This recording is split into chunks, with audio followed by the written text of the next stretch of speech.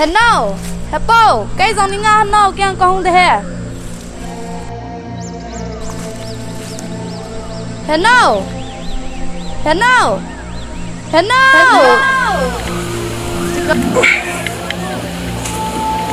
biết tiền nào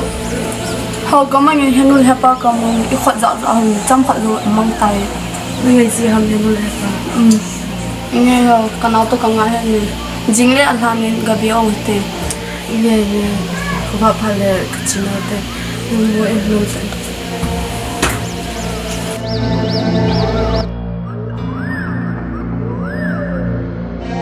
HENU HEPA Nachate iti kahin mirzo dio hitam Leiset chung'a chun ni zo nei lo ke ho ta bang hin khomen ha wale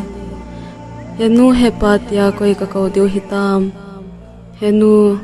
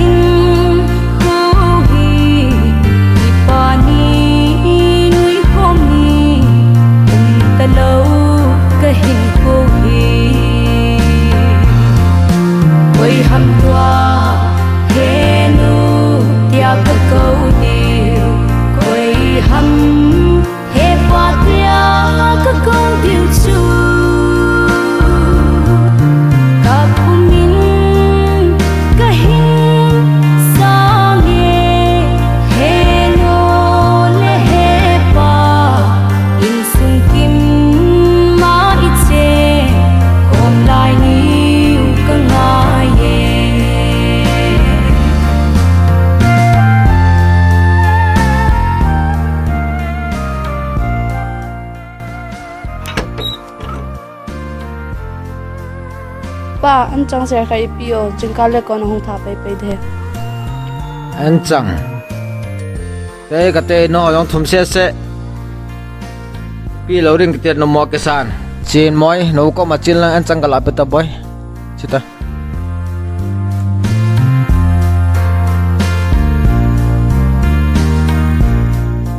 hin boy masa to cái lungset ra cái pi này cho tu cái bang nung thúp te to chita lungset ta hi o chapang ho hi ake pho ke ho se jiwa nga hi anu apa dam la chabang sianup sawa to ai bang ka the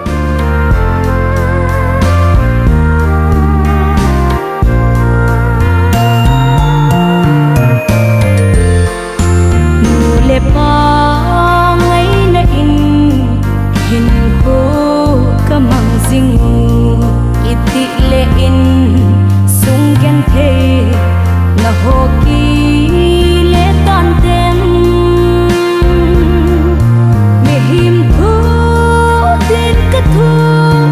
dâu gì bo